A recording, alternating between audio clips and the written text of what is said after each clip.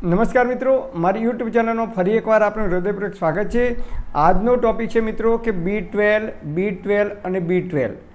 B12ની ઉણપ આજે ઘર દીઠ જોવા મળે છે એમ પણ કહી શકાય। નાની ઉંમરની અંદર 28 વર્ષ, 30 વર્ષ, 32, 35 ને 40 વર્ષની નાની ઉંમરમાં મેં એવા કેટલાય લોકોની મેં મુલાકાત કરી છે કે જેમને B12ના ઇન્જેક્શન લેવાની શરૂઆત કરી દીધી છે। તો આ B12 આપણા બોડીમાં કેમ ઘટે છે, કયા કયા પરિબળો જવાબદાર છે, કયા કયા કારણો જવાબદાર છે, એ કારણોનું જો સોલ્યુશન નહીં લાવીએ તો આપણે જિંદગીમાં જીવીશું ત્યાં સુધી આપણે B12ના ઇન્જેક્શન લેવા પડશે ને લેવા પડશે।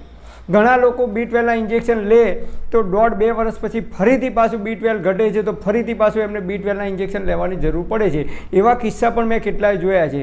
તો જે રીતે આપણા ઘરમાં ઉધેવ આવે તો આપણે ઉધેવને ટ્રીટમેન્ટ કરાવીએ તો 1.5-2 વર્ષ કે 5 વર્ષ પછી ફરીથી પાછી ઉધેવ આવવાની શરૂઆત થઈ જાય છે તો ફરીથી આપણે પાછા ઉધેવના ઇન્જેક્શન આપીએ છીએ, ટ્રીટમેન્ટ કરાવીએ છીએ। તો બોડીની અંદર B12 કેવી રીતે બને છે? હમણાં મને એક ભાઈ મળ્યા, મને કે આખો શિયાળો મેં આ જ્યુસ પીધો, ગાજરનો જ્યુસ પીધો, પાલકનો જ્યુસ પીધો, તોય B12 ના વધ્યું તે ના જ વધ્યું અને છેવટે એમને B12ના ઇન્જેક્શન લેવાની શરૂઆત કરી દીધી। તો એમને મને પ્રશ્ન કર્યો B12 કેમ ના વધ્યું?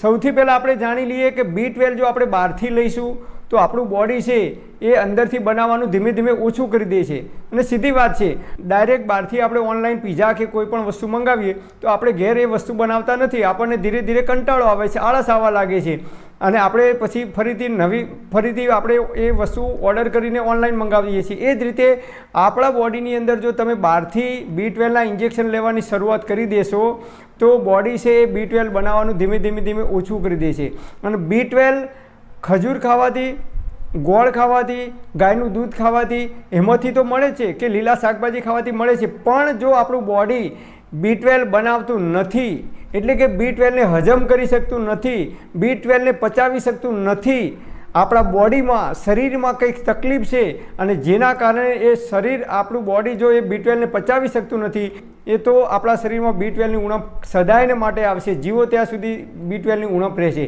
કયા કયા પરિબળો છે કે જેના કારણે આજકાલ મોટાભાગના લોકોની અંદર B12ની ઉણપ જોવા મળે છે? હમણાં મને એક ભાઈ મળ્યા તો એમને કહ્યું કે મેં આખો શિયાળાની અંદર એમને ગાજરનો, પાલકનો બધા જ પ્રકારના જ્યુસ પીધા છતાં એમનું B12 નોર્મલ થયું નહીં અને છેવટે B12ના ઇન્જેક્શન લેવાની શરૂઆત કરી। તો મેં એમને એક જ પ્રશ્ન કર્યો, તમારા પેટમાં કબજિયાત થાય છે? તો એમને કહ્યું કે ના, કબજિયાત નથી થતી। મેં ફરીથી એમને પૂછ્યું કે દિવસમાં તમે કેટલી વાર પેટ સાફ કરવા જાઓ છો, ટોયલેટ સંડાસ કરવા જાઓ છો? તો એમને કહ્યું કે સંડાસ કરવાનું B12ને શું લેવા દેવા?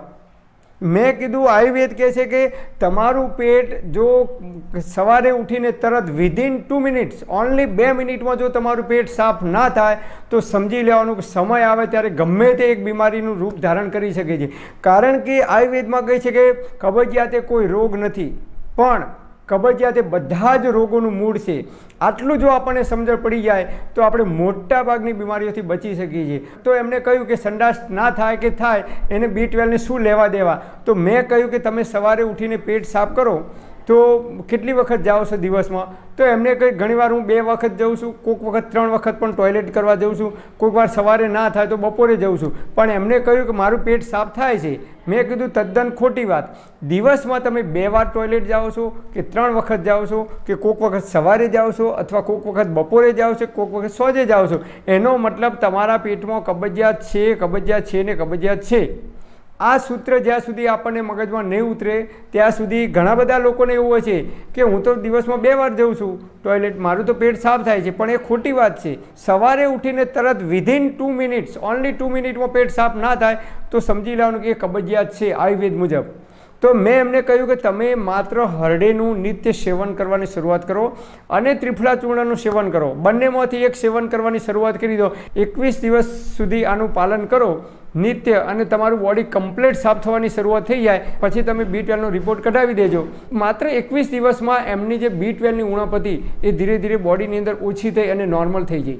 તો એનું કારણ એક જ હતું કે એમને કબજિયાત થતી હતી અને જ્યાં સુધી કબજિયાત થાય ત્યાં સુધી આપણા શરીરમાં અનેક પ્રકારના રોગ થાય। આયુર્વેદ મુજબ B12ની ઉણપ આવે, કેલ્શિયમની ઉણપ આવે, સમય આવે ત્યારે ડાયાબિટીસ થઈ શકે, હાઈ બીપીની તકલીફ થઈ શકે, કોલેસ્ટ્રોલનો પ્રોબ્લેમ થઈ શકે, યુરિક એસિડનો પ્રોબ્લેમ થઈ શકે, થાઇરોઇડનો પ્રોબ્લેમ થઈ શકે, કોઈપણ પ્રકારની બીમારી આપણા શરીરમાં આયુર્વેદ મુજબ થઈ શકે છે. એટલે એમના શરીરમાં કબજિયાત દૂર થઈ અને પછી મેં કહ્યું કે તમે હવે ગાયનું દૂધ દરરોજ 1 ગ્લાસ પીવો અને 2 ખજૂર દરરોજ ખાઓ, તો એમના શરીરમાં B12ની ઓટોમેટિક પૂર્તિ થઈ ગઈ, નોર્મલ થઈ ગયું. એમના શરીરમાં જ્યાં સુધી કબજિયાત થતી હતી, પેટ ભારે ભારે રહેતું હતું, એમને ગેસ થતો હતો, અવળો ગેસ થતો હતો, ઘણીવાર એસિડિટી થતી હતી, અપચો થતો હતો, તો આ બધી તકલીફ હતી. એના કારણે તમે ગમે તેવો ખોરાક લઈએ, આપણે રોજ 2 ખજૂર ખાઈએ પણ આપણને કબજિયાત રહેતી હોય તો આપણા શરીરમાં B12ની કે કેલ્શિયમની ઉણપ રહેવાની જ છે. એટલે સૌથી પહેલાં આપણું પેટ સાફ થવું ખૂબ જરૂરી છે. તમે જુઓ, જેટલા પણ પક્ષીઓ કે પ્રાણીઓ જંગલમાં રહે છે, એ જંગલી પ્રાણીઓ હોય કે પક્ષીઓ હોય તો એમને ટોયલેટ કરતાં, પેટ સાફ કરતાં વિધિન 30 કે 40 સેકન્ડમાં એમનું પેટ સાફ થઈ જાય છે. ગાય હોય, ભેંસ હોય, ઊંટ હોય, બળદ હોય, ચકલી હોય કે મોર હોય કે પોપટ હોય, તમે જુઓ અમુક પક્ષીઓને પણ પેટ સાફ કરતાં ટાઈમ લાગતો નથી. માણસ એક જ માત્ર પ્રાણી એવું છે કે જેને પેટ સાફ કરતાં 5 મિનિટ, 7 મિનિટ, 10 મિનિટ કે 15 મિનિટ જેવો સમય લાગે છે. તો તમે જુઓ, આપણે જ્યારે નાના હોઈએ, 3-4 મહિનાનું બાળક હોય, એના માતાનું જ્યારે દૂધ પીતું હોય ત્યારે તમે જુઓ એ બાળકને પેટ સાફ કરતાં 30 કે 40 સેકન્ડ જ લાગે છે, તરત જ એનું પેટ સાફ થઈ જાય છે. પણ એ જ બાળક જ્યારે દાળ ભાત શાક રોટલી ખાતું થાય છે ત્યારે ધીમે ધીમે એનું બોડી છે એ પેટ સાફ કરવામાં 1 મિનિટ, 1.5 મિનિટ, 2 મિનિટનો સમય લે છે. ધીમે આપણે એવા ખોરાક લઈએ છીએ એના કારણે 3 મિનિટ, 4 મિનિટ. અને બહારના પેકિંગવાળા junk food, fast food, ice cream, Coca Cola, ઠંડા પીણા, બરફનો ગોળો, આવી અનેક પ્રકારની આપણે વસ્તુઓ ખાવાની શરૂઆત કરી દીધી. ત્યારથી ધીમે આપણા બોડીની અંદર કબજિયાતની શરૂઆત થઈ ગઈ છે. તો B12ની ઉણપ હોય તો સૌથી પહેલાં કબજિયાત દૂર કરવાની.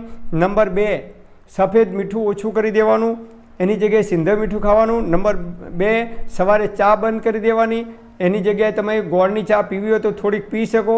અને એની અંદર દેશી ગાયનું શુદ્ધ ઘી હોય, ઘરે બનાવેલું જાતે, તો 1 ચમચી ઘી નાખી અને ચા પીવાનું રાખવાનું. નંબર 3, રિફાઇન અને ડબલ રિફાઇન તેલ આપણે ખાતા થયા છીએ ત્યારથી આપણા શરીરમાં અનેક પ્રકારની બીમારીઓ આવવાની શરૂઆત થઈ છે. તો એની જગ્યાએ લાકડાની ઘાણીનું શુદ્ધ સિંગ તેલ હોય કે તલનું તેલ હોય કે સરસવનું તેલ હોય કે કોપરાનું એટલે કે ટોપરાનું તેલ હોય, આમાંથી ગમે તે એક તેલ તમે ઋતુ પ્રમાણે ખાઈ શકો છો. નંબર 4, મેદો અને મેદામાંથી બનેલી તમામ પ્રકારની આઇટમો આપણે ખાવાની બંધ કરવી પડશે. પીઝા હોય, બર્ગર હોય, મેગી હોય, નૂડલ્સ હોય કે જે કંઈ બનતી હોય, બિસ્કિટ હોય, બ્રેડ હોય, ટોસ હોય, જે કંઈ મેદામાંથી બનતી આઇટમો હોય એ તમામ આપણે બંધ કરવી પડશે. તો આપણે B12થી બચી શકીશું. નંબર 5, કોથળીવાળું દૂધ, પેકિંગવાળું દૂધ આજે સમગ્ર ભારત ખાતું થઈ ગયું છે. તો કોથળીવાળું દૂધ ખાઈએ છીએ, એની અંદર પ્રિઝર્વેટિવ નાખેલા હોઈ શકે અથવા એની અંદર પાવડર કદાચ ઉમેરો હોઈ શકે અથવા ક્યાંક ડુપ્લિકેટ પણ કદાચ હોઈ શકે. તો કોથળીવાળું દૂધ ખાવાનું આપણે બંધ કરીશું. અને ગાયનું કે ભેંસનું કે બકરીનું જે કંઈ દૂધ આપણને નજીકમાંથી મળી રહેતું હોય તો એ દૂધ આપણે ખાઈશું. ભલે એની અંદર કદાચ ભેંસના દૂધમાં ગાયનું મિક્સ કરેલું હોય કે ભેંસના દૂધમાં પાણી વેડેલું છે તો પણ એ ચાલશે, પણ કેમિકલવાળું આપણે દૂધ નહીં ખાઈએ, પાવડરવાળું દૂધ નહીં ખાઈએ. તો આ 5 ખોરાક આપણે પરિવર્તન કરવાના છે.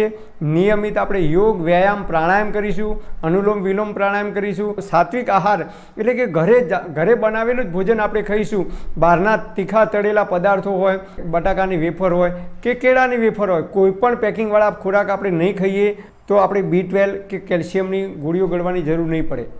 તો આટલી આપણે સાવધાની રાખીશું કે પેટમાં કબજિયાત કયા કારણથી થાય છે, કયા ખોરાક ખાવાથી થાય છે. આયુર્વેદમાં કહે છે કે આહારથી આરોગ્ય. જેવો આહાર ખાશો એવું તમારું આરોગ્ય બનશે.